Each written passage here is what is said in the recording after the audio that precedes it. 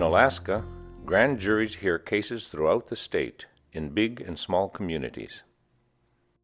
The Alaska Constitution guarantees the right to a grand jury in felony cases. The work of a grand jury is very different from that of a trial jury. You will be looking at whether a case should be brought to a trial. The grand jury is a charging body. It doesn't decide guilt or innocence. It just decides whether or not there's enough evidence to take the case forward to the next step. We don't leave the charging decision to law enforcement or prosecuting authority or a judge. We leave those decisions to a fair cross-section of our community in the form of the grand jury. The grand jury in the appropriate case serves as a shield. They're there to shield the person who's been charged with a crime from the case proceeding further if the state does not have sufficient evidence to warrant an indictment.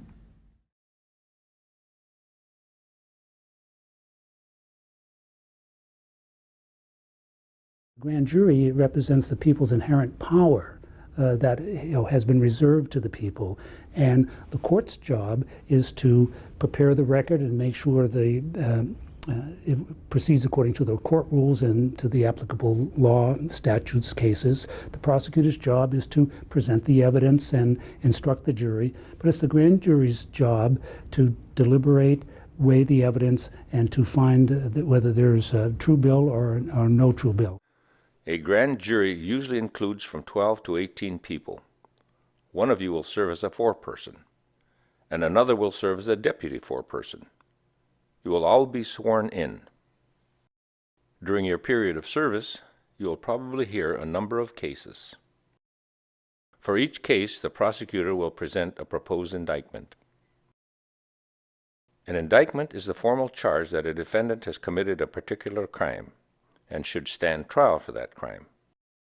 The prosecutor is an assistant or an advisor to the grand jury. The prosecutor is there to give the grand jury legal advice about the charges it considers. The prosecutor is there to present evidence to the grand jury to aid it in its important role of determining the facts of a particular incident. And the prosecutor is there to prepare proposed indictments to aid the grand jury in its decision. For the grand jury process, it's the job of the prosecutor to bring a charge to the grand jury and explain the law involved in that particular offense to the grand jury. It is also the prosecutor's job to subpoena the witnesses who will testify in front of the grand jury and to present other evidence such as photographs or documents to the grand jury. It is the grand jury's function to critically evaluate the evidence that is brought to it by the prosecutor and to determine whether that evidence is sufficient to charge someone with a crime.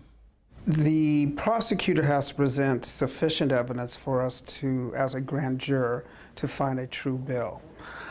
It's not the same as going to trial, so it's not the full burden of beyond a reasonable doubt.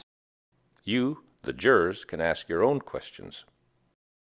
One of the differences, at least in practice, between being a grand juror and being a trial juror is, in grand jury, you have the opportunity to ask questions. And you also have the opportunity to require the prosecution to present additional evidence. So I think as a grand juror, it's our duty not to be afraid to ask the question. There is no such thing as a dumb question when it comes to talking about people's rights. Because this is not a trial, the defendant is not required to appear.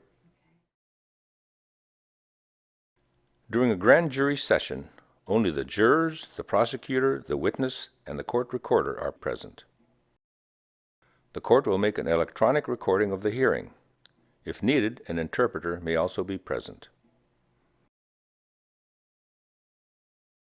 A grand jury works in secrecy. You may not talk to people about the case outside the courtroom. You may take notes, but they can't be removed from the courtroom. One reason that we conduct grand jury proceedings secretly is to insulate the grand jury from community opinion or pressure from individuals in the community while the grand juror is serving.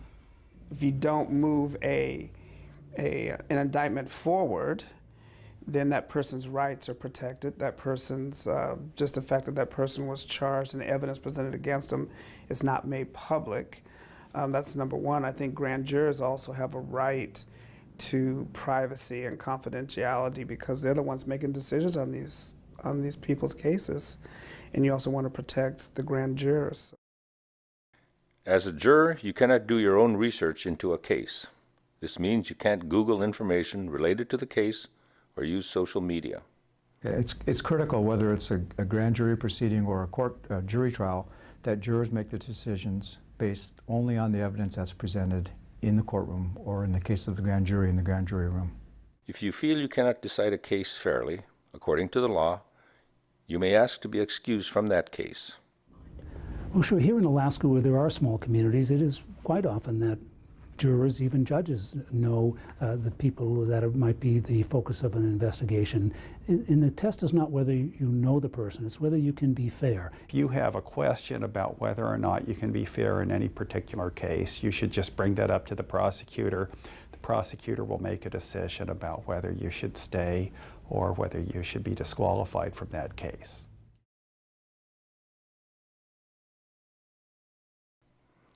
After hearing all the testimony, you will decide whether to send the case to trial. A majority of the original number of jurors must agree on the indictment. The standard of proof that you will use is different than the standard used in a trial. A grand jury's job is to determine whether the evidence, if it was unexplained or uncontradicted, would warrant conviction of the defendant at trial.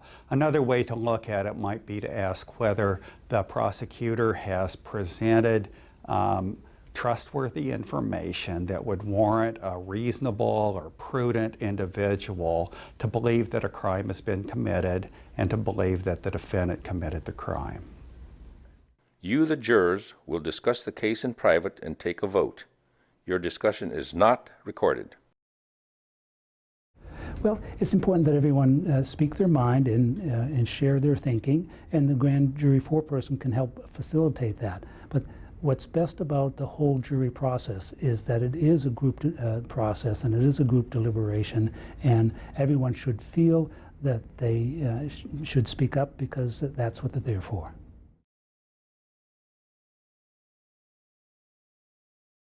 After you have made your decision, the foreperson will record that the jury has voted a true bill or no true bill.